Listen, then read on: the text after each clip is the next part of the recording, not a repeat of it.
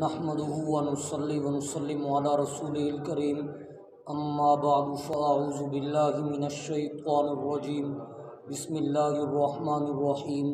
میرے واجب الاحترام سامعین مکرم، آج کی ویڈیو کے اندر ہم آپ حضرات کے سامنے حدیث پاک کا ایک تحفہ پیش کرنے لگے ہیں۔ حضرت زید بن ارقم رضی اللہ تعالیٰ عنہ سے روایت ہے، فرماتے ہیں نبی پاک صلی اللہ علیہ وسلم نے ارشاد فرمایا، جو بندہ اخلاص دل کے ساتھ اور سچی نیت کے ساتھ کلمہ پڑھ لیتا ہے لا الہ الا اللہ محمد الرسول اللہ، تو بندہ جنت میں داخل ہو جائے گا۔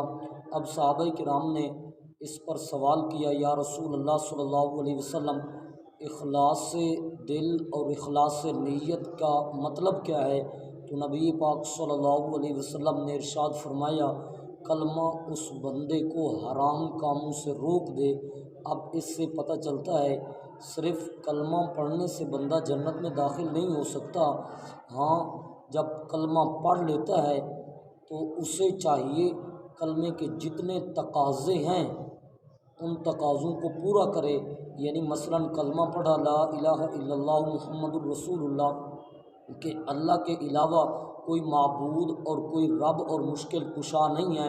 اب جو کلمہ گو ہے وہ شرک نہ کرے، اللہ کے علاوہ کسی اور کی عبادت اس کے لیے جائز نہیں ہے، اور اسی طرح محمد الرسول اللہ صلی اللہ علیہ وسلم اللہ کے سچے رسول ہیں۔ اب وہ اس بات کا اقرار کر لے کہ میرا ہر کام محمد الرسول اللہ صلی اللہ علیہ وسلم کی شریعت اور سنت کے مطابق ہوگا، میں محمد الرسول اللہ صلی اللہ علیہ وسلم کا امتی ہوں، میں محمد الرسول اللہ صلی اللہ علیہ وسلم کے ساتھ عشق کا دعویٰ کرتا ہوں، عاشق رسول ہوں۔ جب یہ دعویٰ کر رہا ہے تو اسے چاہیے کہ وہ محمد الرسول اللہ صلی اللہ علیہ وسلم کی سنت کے مطابق اور شریعت کے مطابق زندگی گزاری۔